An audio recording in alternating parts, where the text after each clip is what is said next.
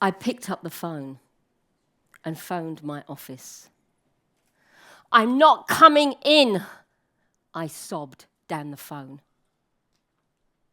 My boss at the BBC said, "Olivia,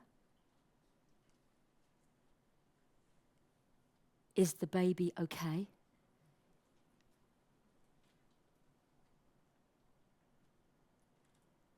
The baby.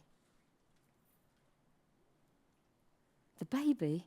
Yes, the baby's okay, but I'm not. And I slammed down the phone. I'd just been for my scan at the Whittington Hospital in London.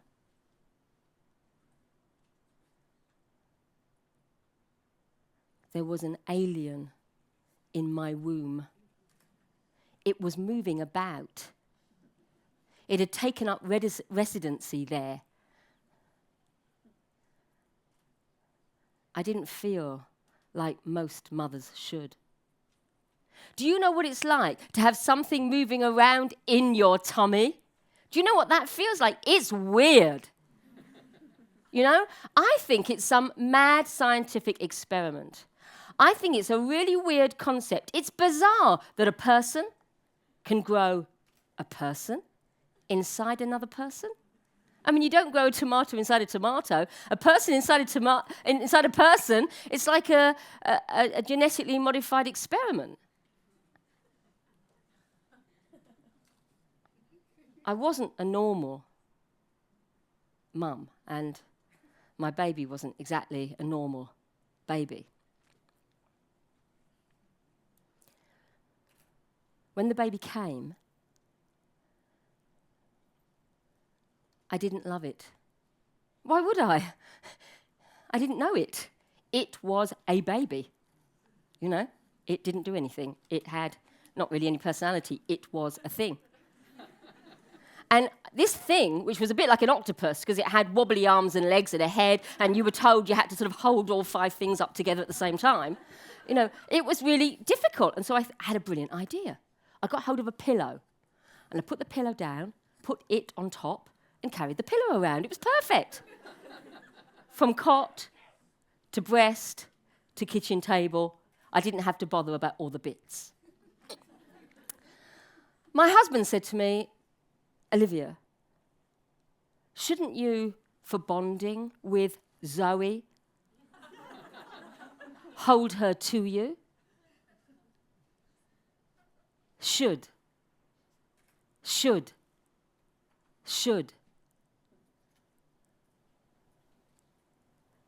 Everyone's going to tell you what you should do as a mother. We know that, don't we? Put your hands up if you know that. Yeah. What you should do. You should breastfeed. What, you give it bottled milk?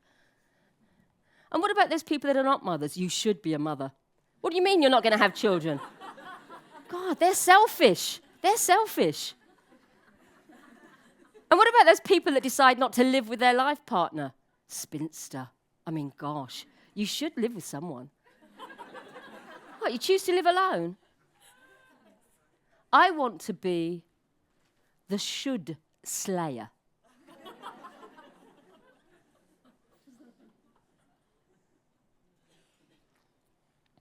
It's the same in the professional world. Should. I worked in loads of media companies. Take the BBC, for instance. You should be really proud to be working at the BBC. You should be happy to work really long hours. You should be happy about the fact that it doesn't pay you any money because it's prestige. You shouldn't have a baby because that's difficult. And you should want to be a producer. And maybe you should have gone to Oxford and Cambridge as well. Should.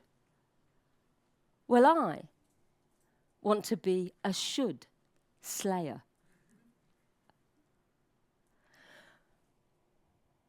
When I got through to the World Championship of Public Speaking, as you heard, the only woman finalist, there should have been more people there, more women in the finals, but there weren't. Why?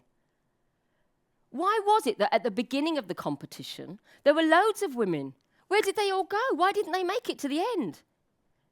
Just like in a company, There's loads of women at the beginning, yeah?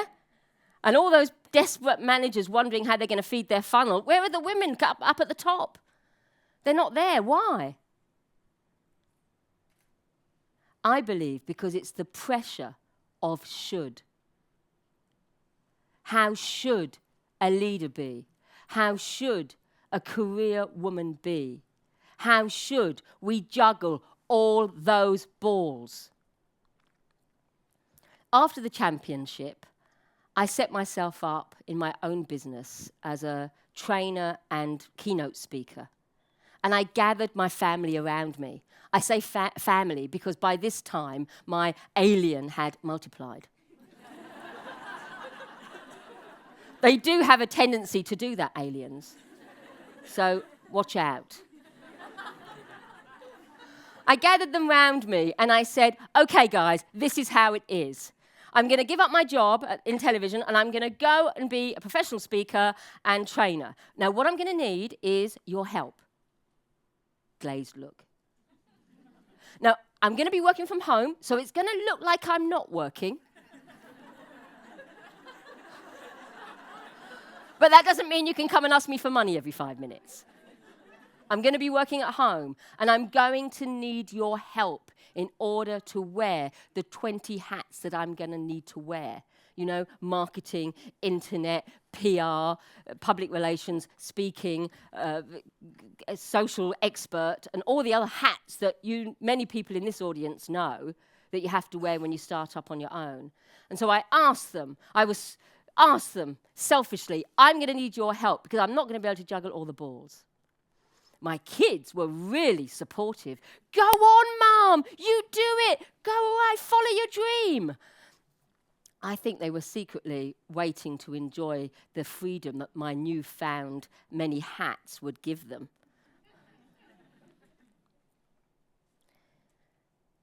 But I didn't get the sort of support that I needed. And many of those balls that I tried to keep in the air, all those shoulds, that it's okay to have your own business, but you should also be at the parent meeting. You should also be the football mum. You should also go to the gymnastic classes. You should also check that they're doing their homework properly. You should also have food on the table. You should also make sure you listen to your husband. How was his day? Should.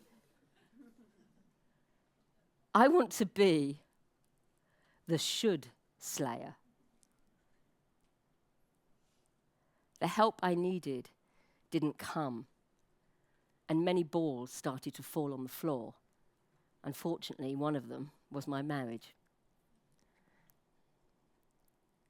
Nevertheless, we women find it very hard to not only say what we want and demand what we want, but get what we want. The support that we need and that we deserve and that we want. We call it selfishness. I've heard other people call it strong-mindedness, single-mindedness.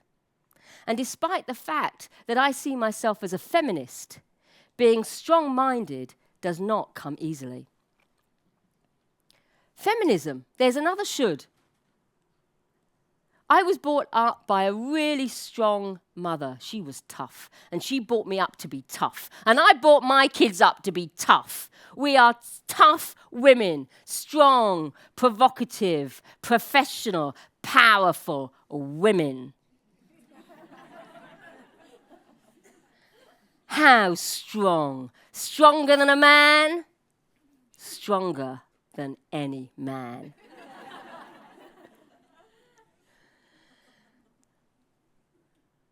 There was no side, there was no place for my soft side.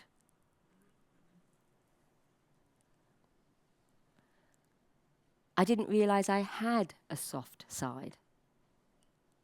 The feminine side, the gentle side. I felt like Joan of Arc. I'm a warrior, keep back! I don't know really if I felt. I went through my whole life with a sword in my hand. The shoulds of being a feminist. But I want to have my own business, and I don't want to be hard and push and worry about making everything completely go my way against all odds. I want to listen, and I want to care, and I want to be gentle. I want to be kind. I want to be considerate and compassionate and soft. Is it possible to run your own business and be that sort of person? I think it is. And that's the sort of person I would like to be. My aliens grew up into teenagers. It's not a pretty sight. But they grew up into fabulous, feisty, fantastic females. Rather too feisty, if you ask me. They're quite a handful. But I love them absolutely and completely. Not because I should, but because they're absolutely terrific. My youngest alien came to me and she said, "Mum, I want your permission. I want to go on an adventure."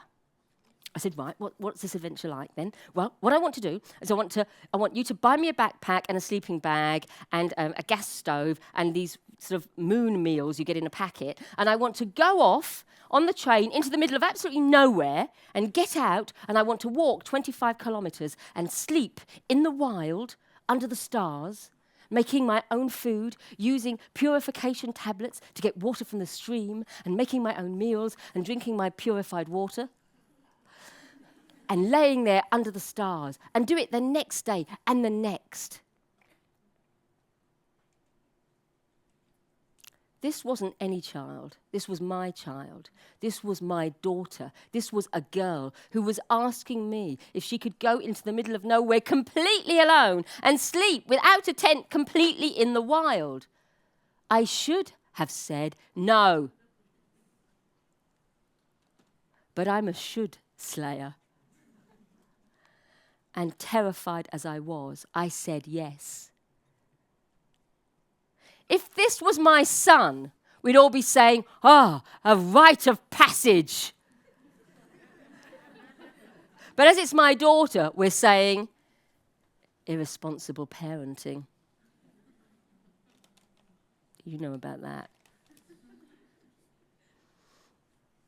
I let her go. The preparation was fantastic to see. I've never seen someone so organised. Forget the homework. They can't do the homework, but organising this trip, the backpack and all the stuff, the maps, working out the routes, how many kilometres a day, so on and so forth. Brilliant. Off she went. At the time, I was in America doing a job, so I was a long way from home. And I checked with my husband, make sure you're constantly in contact with that phone. I was worried. She got on the train. She got off. She walked those 25 kilometres. She set up her camp. She got the water from the stream. She put her purifying tablets in. She ate that horrible food. She lay down under the stars.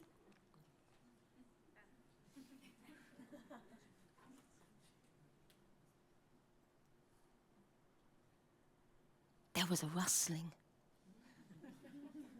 in the bush. Something was there. She was frightened. It was coming towards her. What was it? It was 3 deer. Oh dear. It was 3 deer. She was frightened. She thought, they're not going to see me. I'm lying there without a tent under the stars, and they might trample on me. Suddenly beside her, there was a pair of eyes.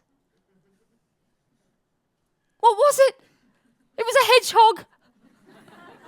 It was all too much for a city chick. She packed everything together. She went to the nearest town. She sat on the bench in the freezing cold and phoned her dad, "Come and pick me up." I got home from America and I said, "I am so proud of you." And she said, "What are you proud of me for? I failed." And I said, "You didn't fail. You defied all shoulds to do what you shouldn't have done, what no parent should have let you do. You defied all shoulds, and you went out and you did your task. And more importantly, when those should voices told you, you should stay, you've got something to prove, you didn't listen to those shoulds. You said, despite all this work and effort to get here, I don't need to stay if I'm frightened. I'm going to go back home. Nina, I said, you are a should slayer. It's an incredibly weird concept that we need to, or we think we should, know how to lead before becoming a leader, know how to mother before becoming a mother, know how to be an adventurer before having any adventure. If we allow the shoulds to dictate how we feel, not only our own shoulds, but everybody's shoulds, other people's shoulds, society's shoulds, our office's shoulds, it will crush our creativity, our innovation, our own unique voice.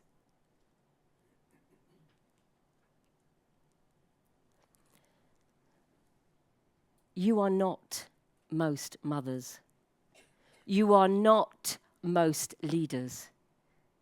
And you are certainly not most women. Hey, you're TEDxWomen. So next time the should syndrome comes near you, think about what you're going to do. I'm a should slayer. Join me and slay the shoulds together.